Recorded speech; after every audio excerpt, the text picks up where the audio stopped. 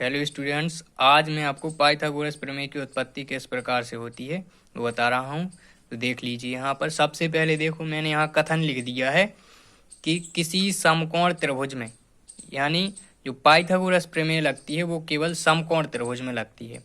तो किसी समकोण त्रिभुज में कर्ण का वर्ग अन्य दो भुजाओं के वर्गों के योग के बराबर होता है। तो सबसे पहले हम एक समकोण त्रिभुज बना लेंगे जिसका नाम है ए बी सी। यहाँ पर बन रहा समकोण, ये बी डी बाद में खींचेंगे, ठीक है।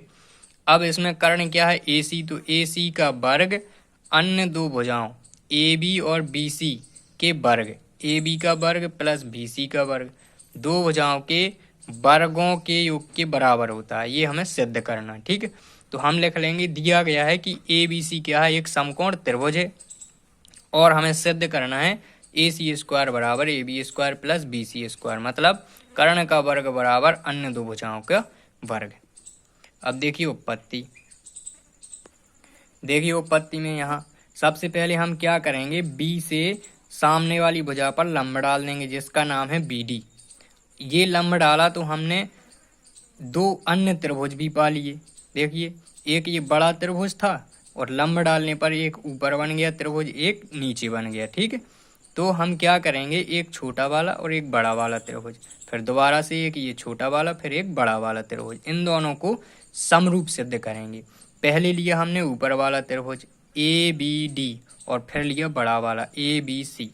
तो यहाँ देखिए ए बी डी और त्रिभुज ए बी सी में इन दोनों त्रिभुजों को समरूप सिद्ध करने के लिए या तो दो कोण बराबर हों या तीन भुजाएं, ठीक है। तो इसमें देखिए, इसमें यहाँ पर 90 डिग्री का कोण बन रहा है छोटे वाले त्रिभुज में, और बड़े वाले में भी यहाँ 90 डिग्री का बन रहा। तो इस वाले को यानी ए डी बी को और ए बी सी को बराबर में लिख देंगे। तो कोण ए डी बी बराबर कोण ए बी सी प्रत्येक 90 अंश। यहाँ देखिए ए वाला कोण दोनों त्रिभुजों में बन रहा, बड़े वाले में भी और इस छोटे वाले में भी। तो कोण ए बराबर कोण ए उभयनिष्ठ कोण हो जाएगा। इस प्रकार दोनों समरूप हो जाएंगे। अब समरूप त्रिभुज की संगत भुजाएं बराबर होती हैं। तो पहले हम लंब और कर्ण लेंगे, फिर आधार और कर्ण लेंगे दूसरे वाले त्रिभुज में। इसमें देखिए लंब क्या है, छोटे वाले त्रिभुज में ए डी और बड़े वाले त्रिभुज में क्या है, लंब ए बी। तो ए डी के बटे में ए बी बराबर, अब देखिए छोटे वाले त्रिभुज का कर्ण क्या है, 90 के सामने होता है ए बी और बड़े वाले का है ए सी। तो हो जाएगा ए बी बटे ए सी। अब त्रियक गुणा कर दो, ए बी का ए बी में किया A B square, A D का ए सी में किया तो ए सी इंटू ए डी, समीकरण 1 बना लिया। इसी प्रकार हम ये वाला त्रिभुज ले लेंगे, त्रिभुज बी डी सी और बड़ा त्रिभुज ए बी सी। तो इस वाले त्रिभुज में देखो 90 डिग्री का ये बन रहा कोण यहाँ बी डी सी, और इस वाले त्रिभुज में ए बी सी है ये, तो बी डी सी बराबर हो जाएगा ए बी सी प्रत्येक 90 अंश। अब देखिए यहाँ सी वाला कोण इस छोटे त्रिभुज में भी और बड़े वाले त्रिभुज में भी, कोण सी बराबर हो जाएगा कोण सी। ये क्या है, दोनों में उभयनिष्ठ कोण। इस प्रकार ये दोनों त्रिभुज भी समरूप हो जाएंगे।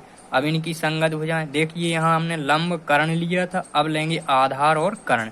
तो आधार क्या है इस छोटे वाले त्रिभुज का, इसका आधार है डी सी, तो हम लिख देंगे डी सी, और बड़े वाले त्रिभुज का बी सी, तो डी सी बटे बी सी बराबर कर्ण लेना है। तो छोटे वाले त्रिभुज की कर्ण क्या है, 90 के सामने बनेगी बी सी, तो बी सी, और बड़े वाले की पता ही है ए सी, तो बी सी बटे ए सी। फिर से तिर्यक गुणा कर देंगे, बी सी का गुणा हमने बी सी में किया, ये बी लिखा हुआ है यहाँ पर, बी सी का गुणा बी सी में हुआ बी सी स्क्वायर, और डी सी का ए सी में होगा तो ए सी इंटू डी सी हो गया अपना समीकरण 2। समीकरण 1 और 2 को जोड़ देंगे तो A B square, L H S से एल एच एस जुड़ेंगे, आर एच एस से आर एच एस जुड़ेंगे, ठीक है। A B square plus B C square, A C into A D plus A C into D C. इन दोनों में देखिए ए सी आ जाएगा कॉमन, अंदर बचेगा ए डी और डी सी। ए डी और डी सी को जोड़ने पर क्या आता है, देखिए चित्र में ए डी और डी सी, यानी यहाँ से यहाँ तक की भुजा और यहाँ से यहाँ तक की, दोनों जोड़कर क्या बना रही, ए सी। तो इसकी जगह हम लिख सकते हैं ए सी, ए सी गुणा ए सी हो जाएगा ए सी स्क्वायर। तो इस ए सी स्क्वायर को इस तरफ लिख लिया और A B square plus B C square इस तरफ। इस प्रकार प्रूव्ड हो गया, देखिए सिद्ध हो गया। बस यही पाइथागोरस प्रमेय है।